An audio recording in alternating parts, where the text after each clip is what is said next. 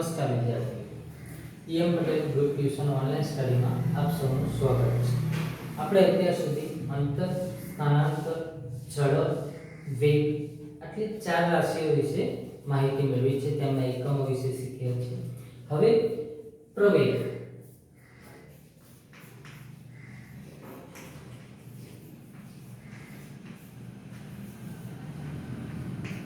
પ્રવેગની જરૂરિયાત શા માટે પડી? તો આપણે જે વેગ શીખ્યા છે એ વેગ દરેક સમયે એક સરખો જળવાતો નથી. તો વેગમાં દરેક ક્ષણે થોડો ફેરફાર થયા કરે છે. ક્યારેક 30 નો વેગ હોય તો ક્યારેક 35 નો થાય છે. તો આ વેગમાં જે ફેરફાર થાય છે એ ફેરફારનો દર સૂચવતી રાશિ એને આપણે કહીશું પ્રવેગ. તો પ્રવેગની વ્યાખ્યા એકમ સમયમાં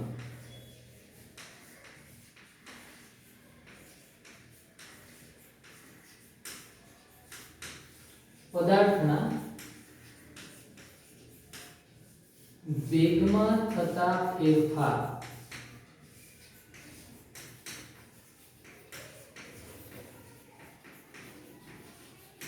એને આપણે કહીશું પ્રવેગ. જો ઝડપ ઉપરથી વેગ મળે છે, વેગ ઉપરથી આપણે પ્રવેગ શોધી શકીએ. ઝડપને દિશા સાથે સાંકળી લઈએ તો શું મળે છે? વેગ. અને વેગ એને સમય દર સાથે જોઈએ તો આપણને મળશે પ્રવેગ. તો પ્રવેગનું સૂત્ર થશે પ્રવેગ બરાબર વેગમાં થતો ફેરફાર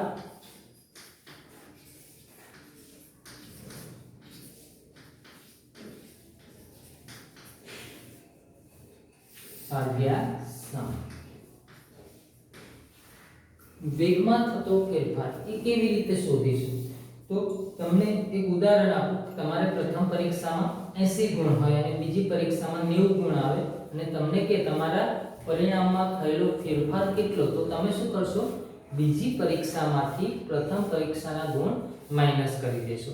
તો એ જ રીતે વેગમાં થતો ફેરફાર શોધવો હોય તો પહેલા કેટલો વેગ હતો અને પછી કેટલો વેગ છે. તો પછીના વેગમાંથી પહેલાનો વેગ બાદ કરીશું એટલે આપણને શું મળી જશે? થયેલો ફેરફાર. એટલે કે પ્રવેગ બરાબર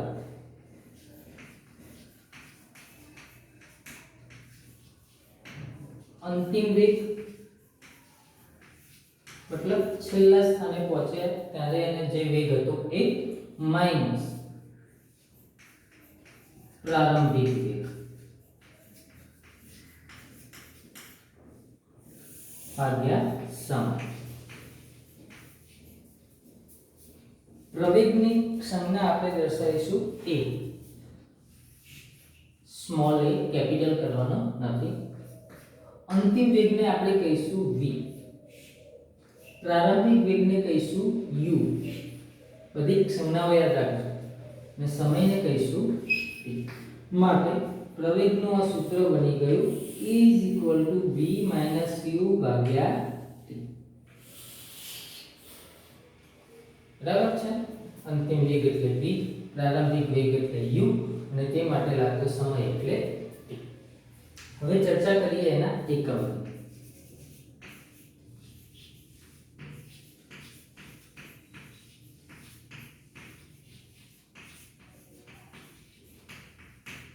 તો પ્રવેગનો એકમ બરાબર, તો પ્રવેગનો એકમ શોધવો હોય તો ઉપર શું છે? વેગ. તો વેગનો એકમ ઉપર આવશે અને છેદમાં આવશે સમયનો એકમ.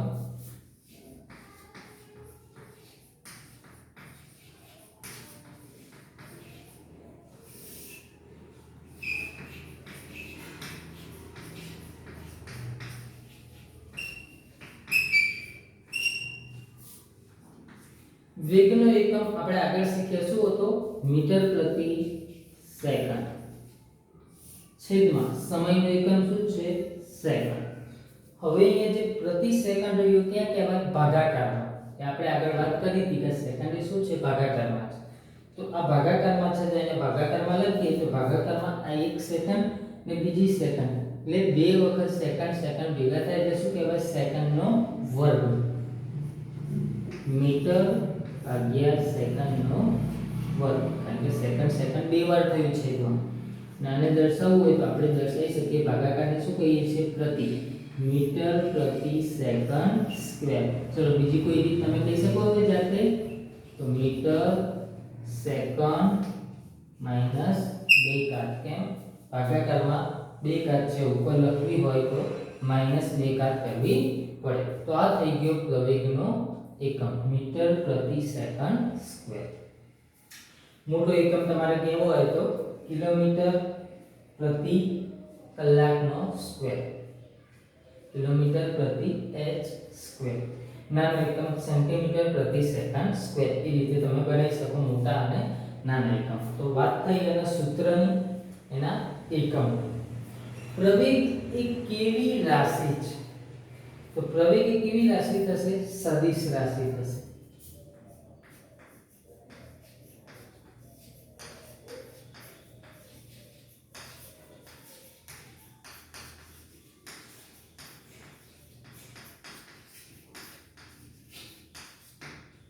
પ્રવેગ એ સદિશ રાશિ છે. કેમ સદિશ રાશિ થઈ? કારણ કે આની વ્યાખ્યામાં કોણ આવે છે? વેગ. અને વેગ આગળ તમે જોશો તો કેવી હતી? સદિશ. ખ્યાલ? જેની મદદથી આ રાશિ બની હોય, કોની મદદથી બની? વેગની મદદથી. વેગ કેવી રાશિ છે? સદિશ. માટે પ્રવેગ એ પણ કેવી રાશિ થશે? સદિશ રાશિ. પ્રવેગની દિશા કઈ હોય? તો વેગમાં થતા ફેરફારની દિશા. વેગમાં જે દિશામાં ફેરફાર થતો હોય એ દિશામાં શું કહીશું આપણે? પ્રવેગની દિશા કહીશું. હવે ખૂબ જ ધ્યાનમાં લેવા જેવી બાબત છે, એની આપણે ચર્ચા કરીએ. પ્રવેગી ગતિ.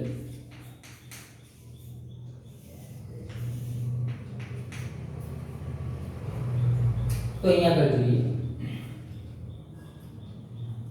આનો જવાબ તમને ધન પણ મળી શકે અને ઋણ પણ મળી શકે. કેમ?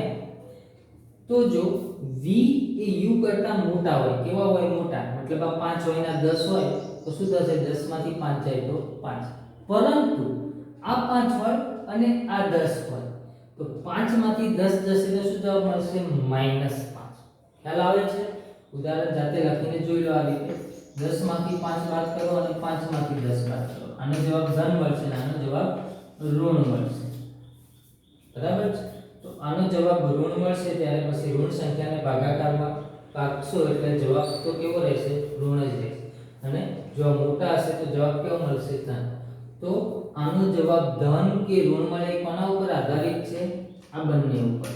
જો v મોટા હોય તો જવાબ ધન મળે, v નાના હોય તો જવાબ ઋણ મળે. આનો જવાબ ધન મળે છે એટલે કે પ્રવેગ કેવો છે? ધન. અને પ્રવેગ જ્યારે ધન મળતો એને કેવી ગતિ કહીશું આપણે? પ્રવેગી ગતિ. એનાથી વિરુદ્ધ આ નાના હોય, આ મોટા હોય તો જવાબ મળશે ઋણ. જવાબ મળ્યો ઋણ, એના મતલબ કે પ્રવેગ કેવો છે? ઋણ. પ્રવેગ ઋણ છે એનો મતલબ આપણે કહીશું પ્રતિપ્રવેગી ગતિ. એટલે આપણે પહેલા પ્રવેગી ગતિ જોઈ. પ્રવેગી એટલે ધન. તો ધન ક્યારે મળે? v કેવા હોવા જોઈએ? મોટા. તો જો v મોટા હોય, ગ્રેટર u, તો પ્રવેગનું મૂલ્ય કેવું મળે છે?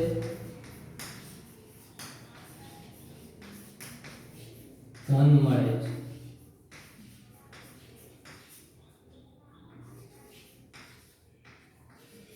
તેવી ગતિને પ્રવેગી ગતિ કહીશું. દાખલા તરીકે તમે એક્ટિવાને સેલમાં લો છો. શરૂઆતમાં 0 સમય t બરાબર 0 સમય તમે સ્ટાર્ટ કર્યો એ સમય તમારી એક્ટિવાનો વેગ કેટલો છે? 0. કારણ કે હજુ એક્સિલેટર આપ્યું નથી. શરૂઆતનો વેગ 0, તમે એક્સિલેટર આપો છો એટલે ધીમે ધીમે એના વેગમાં શું થાય છે? વધારો થાય છે. તમે કાંટો ધ્યાનથી જુઓ તો 20 થાય, 30 થાય, 40 થાય. હવે અંતિમ વેગ 40 ગણીએ તો 40 એ અંતિમ એટલે v અને શરૂઆતનો 0. તો 40 માંથી 0 જશે તો 40 જવાબ આવશે. કેવો જવાબ મળે છે? ધન. એટલે આ ગતિ આપણે જે એક્સિલેટર આપ્યું, કોઈ પણ વાહનને એક્સિલેટર આપતા થતી ગતિ અને આપણે કેવી ગતિ કહી શકીએ? પ્રવેગી ગતિ કહી શકીએ.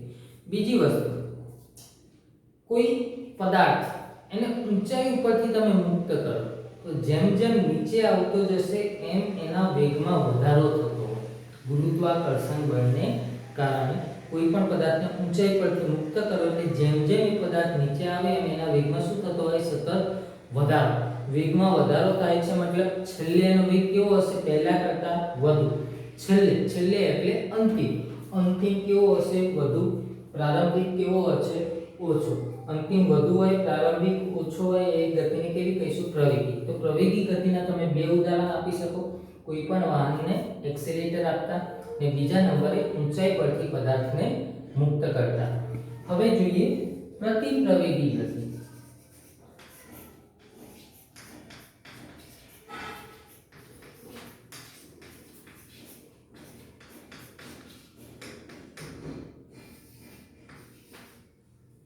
તો બિલકુલ આનાથી વિરુદ્ધ આપણે આગળ વાત કરી લીધી.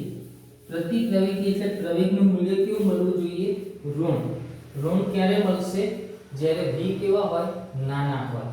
એટલે જો v નાના હોય કોના કરતા? પ્રારંભિક વેગ કરતા, તો પ્રવેગનું મૂલ્ય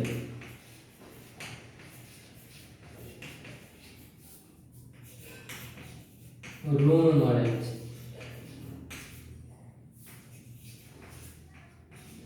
તેવી ગતિને પ્રતિપ્રવેગી ગતિ કહે છે. હવે અહીંયા આગળ દિશાની વાત કરીએ તો પ્રવેગી ગતિ જ્યારે હશે ત્યારે શું થતું હશે? વેગમાં સતત વધારો. 20ની ઝડપ 30ની એ રીતે વેગમાં શું થતો હશે? વધારો થતો હશે. તો એવા સમયે પ્રવેગી ગતિ કરતા પદાર્થની પ્રવેગની દિશા કેવી હોય? તો વેગની દિશામાં જ હોય. અહીંયા આગળ કઈ દિશામાં હોય? વેગની. અને અહીંયા આગળ કઈ હોય? વેગની વિરુદ્ધ દિશામાં. ઉદાહરણ જોઈએ એટલે ખબર પડશે. આવું ક્યારે બને મિત્રો? પ્રારંભમાં વધુ વેગ હોય અને પાછળથી કેવો થઈ જાય? ધીમો. તો રસ્તા પર તમે કાર અથવા કોઈ પણ વાહન લઈને જતા હોય, એક્ટિવા, બાઇક, ત્યારે તમે માનો કે 60ની ઝડપે જઈ રહ્યા છો અને રસ્તામાં અચાનક કોઈ અડચણ આવી જાય છે. કોઈ વ્યક્તિ રોડ પર પસાર થઈ રહ્યો છે એવું બની શકે. તો એ સમયે તમે શું કરો છો? તમારા વાહનને બ્રેક લગાવો છો. બ્રેક લગાવો છો મતલબ તમારા વેગમાં બ્રેક લગાવવાથી શું થશે? ઘટાડો. પ્રારંભમાં કેવો હતો? વધુ 60ની ઝડપે આવતા હતા. બ્રેક મારશો એટલે ઝડપ ધીમે ધીમે ઘટતી જશે. 40 થશે, 30 થશે, 20 થશે. જો એકદમ વધુ બ્રેક લગાવી દેશો તો 0 પણ થઈ શકે છે. મતલબ આ કિસ્સામાં તમે જોયું શું થાય છે? શરૂઆત કરતા અંતિમમાં વેગ કેવો થઈ જાય છે? ઘટતો જાય છે. ખ્યાલ આવે છે? તો આવા સમયે અંતિમ વેગ કેવો મળે છે? નાનો મળે છે. શરૂઆતમાં વેગ કેવો છે? મોટો. તો અહીંયા આગળ ગતિ થઈ રહી હતી આ દિશામાં, પરંતુ પ્રવેગ ઉદ્ભવશે આ દિશામાં. એના કારણે આપણું વાહન ઊભું રહી જાય છે. કારણ કે ગતિ આ દિશામાં થઈ રહી છે, વેગ આ દિશામાં પહેલા ઉત્પન્ન થતો હતો, પરંતુ હવે બદલાઈ ગયું. હવે શું થશે? બ્રેક લગાવશો એટલે પ્રવેગ ઉદ્ભવશે, પણ કેવો પ્રવેગ? ઋણ પ્રવેગ ઉદ્ભવશે. ઋણ એટલે માઈનસ, જે તમારી વાહનની ઝડપ ઘટાડી દેશે. એટલે વેગની વિરુદ્ધ દિશામાં પ્રવેગ ઉદ્ભવે છે. જો ગતિ આ દિશામાં હોય તો પ્રવેગ કઈ દિશામાં થશે? આ. ક્યારે? બ્રેક લગાવો ત્યારે. તો બંનેના બે બે ઉદાહરણો યાદ રાખવાના છે. અહીંયા આગળ જેમ બે કહીએ એમ અહીંયા આગળ પણ બે કહી શકીએ. કોઈ પણ વાહનને, ગતિમાન વાહનને બ્રેક લગાવતા થતી ગતિ, એને આપણે કેવી ગતિ કહી શકીએ? પ્રતિપ્રવેગ. બીજું ઉદાહરણ આપીએ. તમારા હાથમાં કોઈ પદાર્થ લઈ અને ઉછાળવામાં આવે. તો જ્યારે ઉછાળો છો ત્યારે તમે શું કરો છો? અહીંથી બળ આપો છો. બળ આપશો એટલે એનામાં વેગ કેવો હશે? વધારે, કારણ કે અહીંથી તમે બળ આપો. પરંતુ એ પદાર્થ જેમ જેમ ઉપર જશે તેમ તેમ તેના વેગમાં ઘટાડો થશે. માનો કે તમે ક્રિકેટના દડાને ઉછાળ્યો છે, તો જેમ જેમ ઉપર જશે તેમ તેમ એના વેગમાં ઘટાડો થતો હશે અને એક સમય એવો આવશે એનો વેગ શૂન્ય થઈ જશે. આ ચોક ઉછાળીએ તો એક સમય એવો આવે એનો વેગ કેવો થઈ જાય? શૂન્ય વેગ થઈ જાય એટલે ત્યાંથી પાછા આવવાનું શરૂ કરે છે. માનો કે વેગમાં ઘટાડો જ ન થતો હોય તો ઉપર ફેંકેલો કોઈ પદાર્થ પાછો આવે નહીં. કેમ ઘટાડો થાય છે? કારણ કે આ દિશામાં ગુરુત્વાકર્ષણ બળ લાગે છે. એ બળ આ પદાર્થના વેગમાં શું કરતું હોય? સતત ઘટાડો કરતું હોય. એટલા માટે એના વેગમાં ઘટાડો થાય. એટલે શરૂઆતનો વેગ કેવો? વધુ, કારણ કે આપણે બળ આપ્યું છે. જેમ જેમ ઉપર ગયું ત્યાં વેગ કેવો? ઓછો. અને ત્યાંથી ફરી પાછો રિટર્ન આવશે એટલે એના વેગમાં પાછું શું થતું જશે? વધારો. કારણ કે આ કઈ ગતિથી પ્રવેગ, પાછા ફરતી વખતે પ્રવેગ, ઉપર જતી વખતે પ્રતિપ્રવેગ. ખ્યાલ આવે? તો આના બે ઉદાહરણ તમે એ આપી શકો છો, પ્રવેગી ગતિ અને પ્રતિપ્રવેગી ગતિ. હવે આપણે વાત કરીએ નિયમિત પ્રવેગી ગતિ.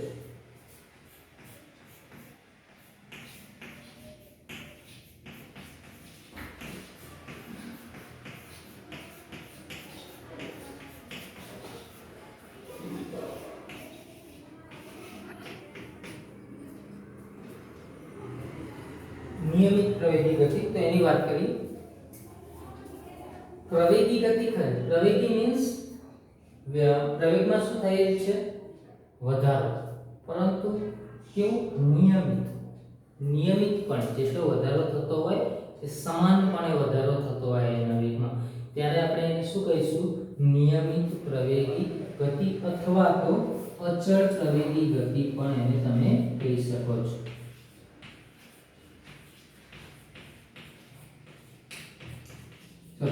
પ્રવેગમાં વધારો નહીં થતો હોય, શેમાં વધારો થતો હશે? વેગમાં વધારો થતો હશે એટલે અંતિમ વેગ કેવો હશે? વધુ મળતો હશે, તે કીધું છે. પણ નિયમિત પ્રવેગી ગતિ, એના માટે આપણે એક ઉદાહરણ ગણીએ.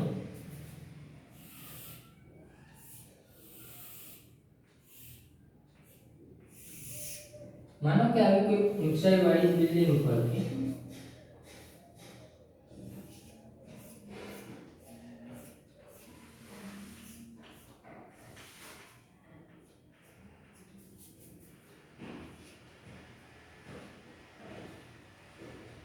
કોઈ પદાર્થ, માનો કે આ વ્યક્તિએ કોઈ પથ્થર અથવા દડો ફેંકે છે ઉપર, તો દડો જ્યારે એના હાથમાં હશે ત્યારે શું કહેવાય? t બરાબર 0 સમય. t બરાબર 0 સમય, હજુ ગતિ શરૂ થઈ નથી. t બરાબર 0 સમય, એ સમય એનો વેગ, પ્રારંભિક વેગ પણ કેટલો હશે? 0 મીટર પ્રતિ સેકન્ડ. બરાબર છે? હવે એ ફેંકે અને એની પ્રથમ જ સેકન્ડે આપણે એનો વેગ જોઈએ. માનો કે અહીંયા પહોંચ્યો છે પ્રથમ સેકન્ડે, 1 સેકન્ડ પછી એને મુક્ત કર્યો અને એની 1 સેકન્ડ પછી અહીંયા પહોંચ્યો છે અને એનો વેગ v જોઈએ, તો આપણને માલુમ થાય છે v1 કહીશું આપણે, કારણ કે આપણે વધુ પડતા વેગ વિચારીશું. તો આપણે વેગ જોઈશું તો એનો થયો છે 9.8 મીટર પ્રતિ સેકન્ડ. આટલો એનો વેગ થયો છે. બીજી સેકન્ડે જોઈએ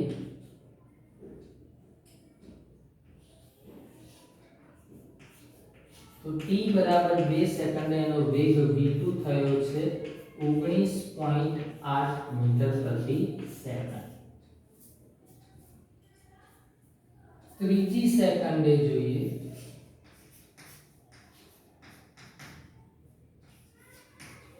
તો એનો વેગ થયો છે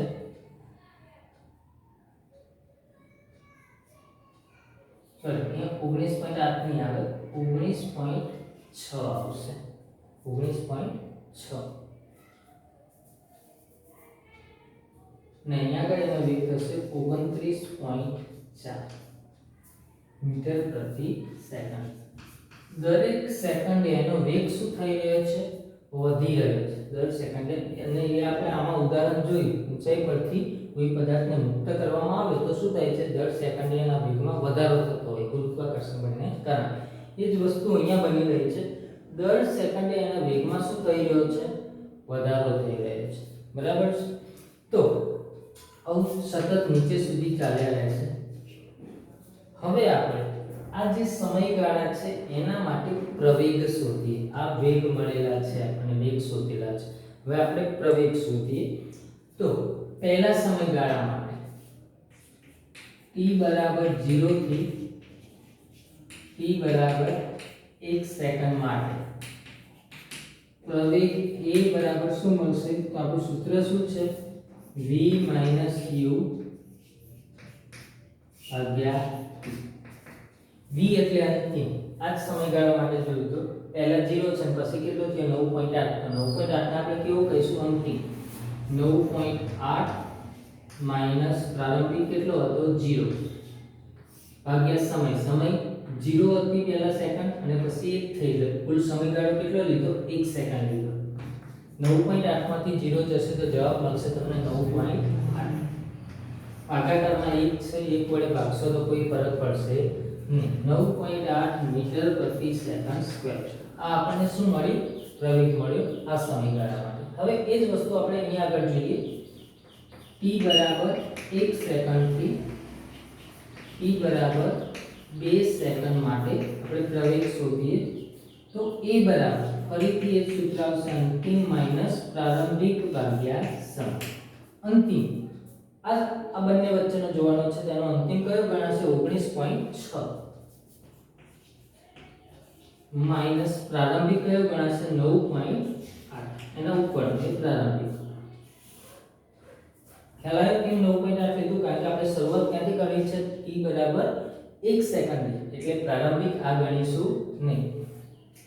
t તો 2 સેકન્ડ અને 1 સેકન્ડ વચ્ચે કેટલો સમય છે? 1 સેકન્ડ.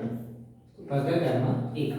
19.6 માંથી તમે 9.8 બાદ કરશો તો તમને જવાબ મળશે 9.8 અને ભાગાકારમાં 1 છે એટલે કોઈ જ વેલ્યુ રહેશે નહીં. 9.8 મીટર પ્રતિ સેકન્ડ સ્ક્વેર.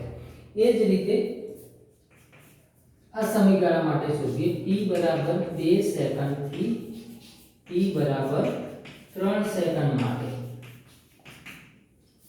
તો a બરાબર v u ભાગ્યા t. અંતિમ કેટલો થશે આનો? 29.4.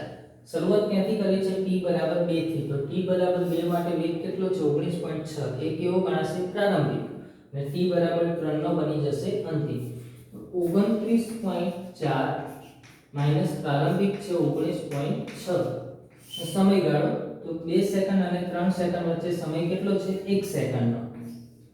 29.4 માંથી તમે 19.6 બાદ કરશો એટલે તમને આન્સર મળી જશે 9.8 ભાગાકારમાં 1 મીટર પ્રતિ સેકન્ડ સ્ક્વેર. તો અહીંયા આગળ તમે જોયું કે સમયના દરેક ગાળામાં મળતો પ્રવેગ કેવો છે?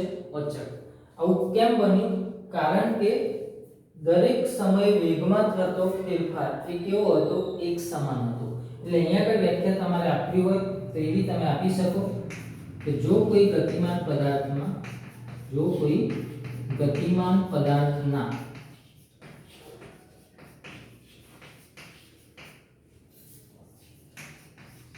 વેગમાં થતો ફેરફાર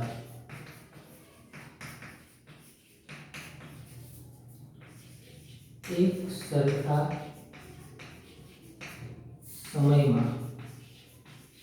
સમયગાળામાં સમાન રહેતો હોય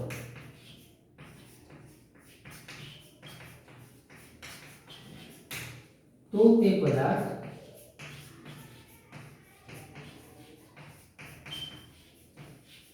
નિયમિત પ્રવેગી ગતિ કરે છે તેમ કહેવાય.